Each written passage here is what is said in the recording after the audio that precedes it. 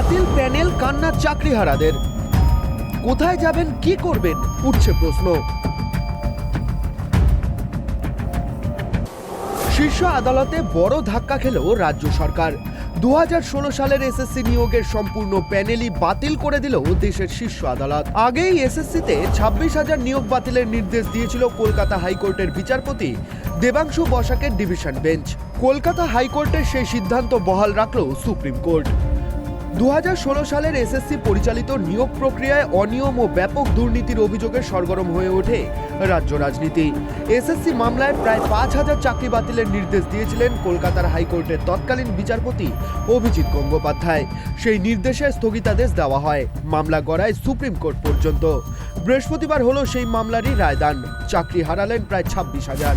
রায় বেরোতেই কান্নায় ভেঙে পড়েন চাকরিহারারা। উনি হয়তো এটাই চেয়েছিলেন, যার জন্য এতটা খুলেআম না হলে হতো না। উনি কি জানতেন না? সত্যি কথা বলুন তো, এই রাজ্যে আমাদের একটা পাতা নড়ে না ওনার মানে অগোচরে। উনি জানতেন না যে এইসব জিনিসগুলো হচ্ছে? শিক্ষামন্ত্রীর বাড়িতে টাকা পাওয়া যাচ্ছে, লজ্জার বিষয়। কতটা লজ্জার বিষয় এটা? হ্যাঁ, লজ্জা করে না? ওকে তো 7 বার মানে ফাঁসি দেওয়া উচিত ছিল। জেলে কি করছে ও? বেঁচে আছে কেন এখনো? কি শাস্তি হয়েছে? ও জেলটা ওর জন্য উপযুক্ত জায়গা নয়। উনি জানতেন না এই এত দুর্নীতি হলো কি করে? উনার প্রশ্রয় ছাড়া কি হয়েছে? তাহলে আমরা কি করব?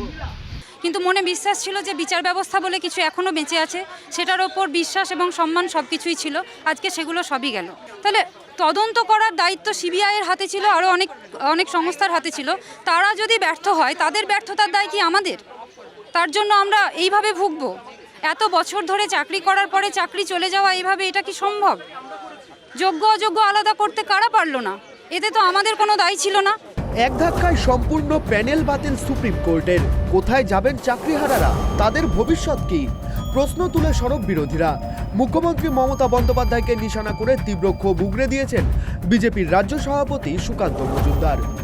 আজকে যোগ্য যারা পরীক্ষা দিয়ে চাকরি পেয়েছিলেন, যারা শিক্ষক হয়েছিলেন, তাদের চাকরি আজকে চলে গেল শুধুমাত্র মমতা বন্দ্যোপাধ্যায়ের পার্টির লোকেদেরকে, অর্থাৎ অযোগ্য যারা পয়সা দিয়ে চাকরি পেয়েছিল, তাদের চাকরিটা বাঁচানোর জন্য মমতা বন্দ্যোপাধ্যায় এই পুরো 26,000 লোকের চাকরি বলিদান দিয়ে দিলেন। এর জন্য দায়ী হচ্ছে মমতা বন্দ্যোপাধ্যায়।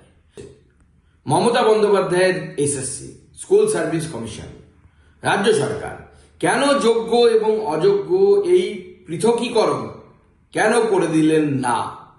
যদি আজকে যোগ্য এবং অযোগ্য এই পৃথকীকরণ মহামান্য আদালতের সামনে রাজ্য সরকার করে দিতেন, তাহলে পরে আজকে কিন্তু এই টোটাল 26,000 প্রায় 25,573 জন এদের কিন্তু চাকরি চলে যেত না।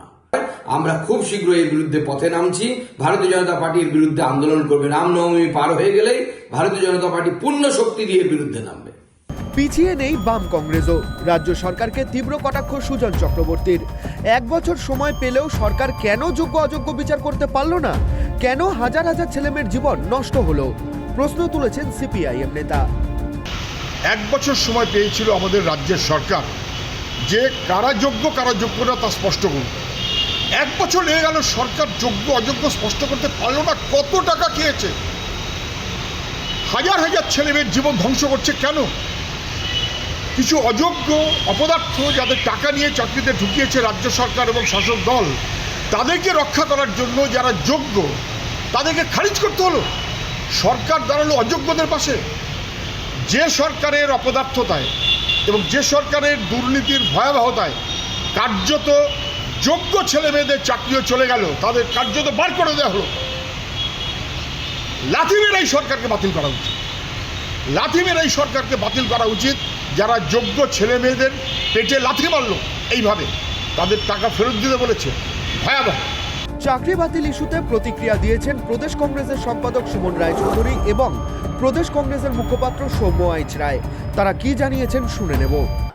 সুপ্রিম কোর্ট যেটা আপহেল্ড করলেন হাইকোর্টের রায়, সেটা এই তৃণমূল সরকারের গালে একটা রাজনৈতিক থাপ্পড়, একটা বিচার বিভাগের থাপ্পড়। এই থাপ্পড় একদিন না একদিন খাওয়ারই ছিল। আজকে আমি সেই সব অযোগ্য প্রার্থীদের প্রশ্ন করছি সমবেদনার সঙ্গে যে আপনারা যে পদ্ধতিতে, যে ইললিগাল প্রসেসে চাকরি নেওয়ার চেষ্টা করলেন, এই তৃণমূল নেতা, মন্ত্রী, প্রমোটার এদের পয়সা দিয়ে ঘটি বাটি বিক্রি করলেন, বাড়ি পুকুর জমি জমা বিক্রি করলেন, লাভটা কি হলো? যোগ্যতার নিরিখে চাকরি পেলে আজকে তো এই দিন দেখতে হতো না। চাল আর কাপড় আলাদা করা গেল না।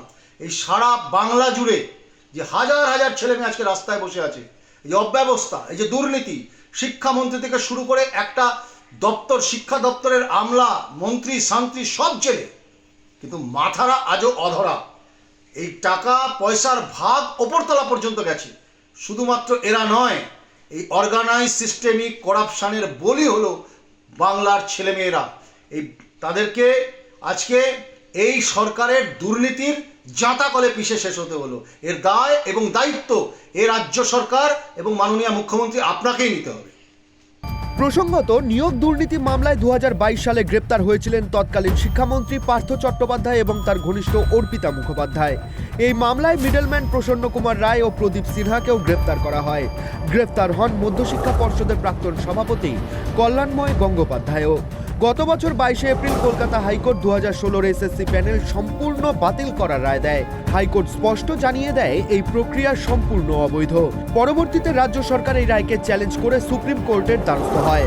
2024 মে মাসে শীর্ষ আদালত এসএসসি নিয়োগের ক্ষেত্রে নেওয়া হাইকোর্টের আদেশের ওপর স্থগিতাদেশ জারি করে। তবে সিবিআইকে এই বিষয়ে তদন্ত চালিয়ে যাওয়ার অনুমতি দেয় সুপ্রিম কোর্ট। গত 10 ফেব্রুয়ারি শীর্ষ আদালতে শেষ হয়েছিল এই মামলার শুনানি। বৃহস্পতিবার হলো এসএসসি মামলার রায়দান। সুপ্রিম কোর্টের নির্দেশে বাতিল প্রায় 26,000 চাকরি। Bureau report, tribe TV Bangla.